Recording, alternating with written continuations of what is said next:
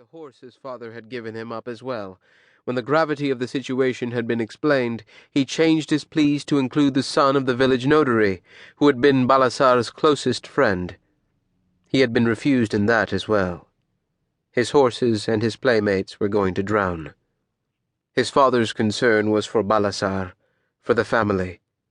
The wider world would have to look after itself. Even now, decades later, the memory of those 6 days was fresh as a wound. The bloated bodies of pigs and cattle and people like pale logs floating past the house. The rich, low scent of fouled water. The struggle to sleep when the rushing at the bottom of the stairs seemed like the whisper of something vast and terrible, for which he had no name. He could still hear men's voices questioning whether the food would last, whether the water was safe to drink, and whether the flood was natural, a catastrophe of distant rains, or an attack by the Kayam and their andat. He had not known then what the word meant, but the syllables had taken on the stench of the dead bodies, the devastation where the village had been, the emptiness and the destruction.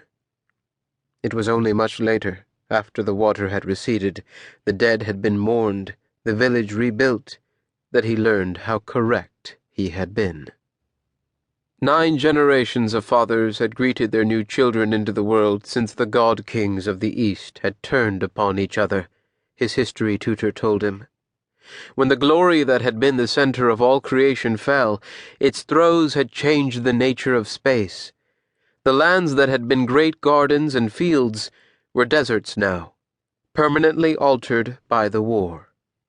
Even as far as Galt and Edensee, the histories told of weeks of darkness, of failed crops and famine, a sky dancing with flames of green, a sound as if the earth were tearing itself apart. Some people said the stars themselves had changed positions. But the disasters of the past grew in the telling, or faded from memory. No one knew exactly how things had been those many years ago. Perhaps the emperor had gone mad and loosed his personal god-ghost, what they called andat, against his own people, or against himself. Or there might have been a woman, the wife of a great lord, who had been taken by the emperor against her will, or perhaps she'd willed it.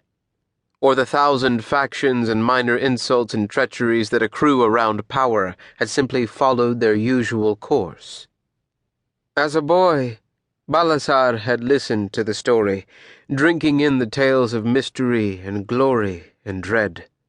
And, when his tutor had told him, somber of tone and grey, that there were only 2 legacies left by the fall of the god-kings, the wastelands that bordered far Galt and Obar state, and the cities of the Kayam where men still held the andat, like cooling, seedless, stone made soft, Balasar had understood the implication as clearly as if it had been spoken. What had happened before could happen again at any time, and without warning.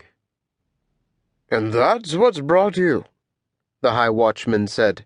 "It's a long walk from a little boy at his lessons to this place." Balasar smiled again and leaned forward to sip bitter café from a rough tin mug. His room was baked brick and close as a cell.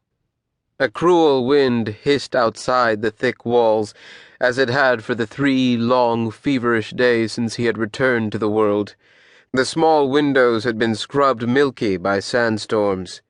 His little wounds were scabbing over, none of them reddened or hot to the touch, though the stripe on his shoulder, where the satchel strap had been, would doubtless leave a scar. "It wasn't as romantic as I'd imagined," he said. The High Watchman laughed, and then, remembering the dead, sobered. Balasar shifted the subject. "How long have you been here? And who did you offend to get yourself sent to this lovely place?" 8 years. I've been 8 years at this post. I didn't much care for the way things got run in Acton. I suppose this was my way of saying so. "I'm sure Acton felt the loss." I'm sure it didn't. But then I didn't do it for them.